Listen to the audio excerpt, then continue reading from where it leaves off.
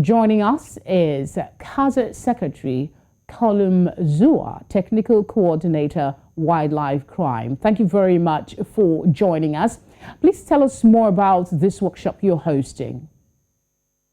Thank you so much, ma'am. Yes, this workshop is actually an initiative of the 5 partner states that you mentioned to curb wildlife crimes and transnational crimes across the 5 countries. So this workshop is actually supported by the US government, Bureau of Narcotics and Law Enforcement, and we are jointly holding it with Peace Parks Foundation.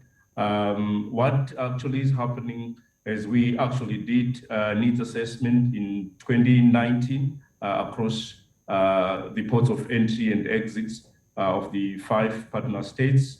And we actually picked out there are a number of law enforcement gaps in terms of combating trafficking at those ports of entry and exits. And what we've actually done from the needs assessment is to develop a curriculum which is actually being used in today and this week's training event, which we are holding in Zambia. We have done this for the other 3 countries. We've done this in Zimbabwe, we've done this in in Botswana, and also in Namibia. Now we are in Zambia.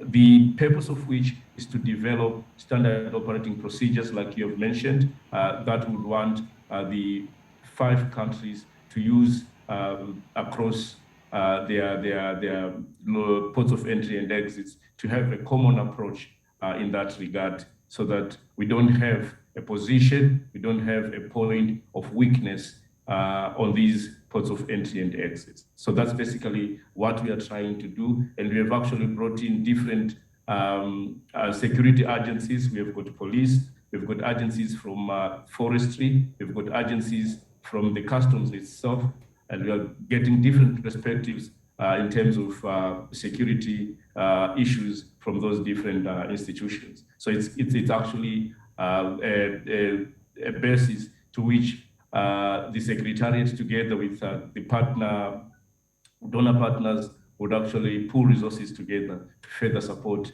law enforcement in the region. So basically, that's what this workshop is aimed for.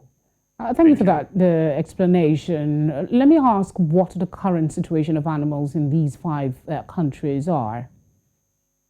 Yes, actually, the KAZA TFCA, it holds the largest number of elephants in the world. We have between 220 and 250,000 elephants in the region, which is actually the highest in the world. We also have key species such as the pangolins, such as rhinos, which are actually a target for poachers for obvious reasons, which I guess we all know. They want to target the ivory, they want to target the horns, and also on the pangolins, they are also targeting the scales. So because of that presence of those iconic species, we are an obvious target for poaching syndicates, and this is what we are trying to curb through supporting all involved law enforcement agencies on these ports of entry and exit. Can you say the Kazungula, I beg your pardon, border post is helping you in your areas of work? What I can say, this is actually a new border post. We are actually calling it a one-stop border post where all activities in terms of clearance are done. And we are expecting high traffic of commercial activities in terms of the vehicles, in terms of the big trucks bringing in goods from the south to the north. So because of the expected high traffic of economic activities at that border post, it is imperative that we also support the customs and the other law enforcement agencies operating at that border post to be capacitated to be able to pick on these wildlife products that may be sneaked in, that may be trafficked through to the north from the south. So what we're actually working through with is actually we are working within the framework of CITES, which is the International Convention on Trade of Endangered Species of Fauna and Flora. So we have got the dictates of that framework that we are also using and utilizing to assist the security agencies in identifying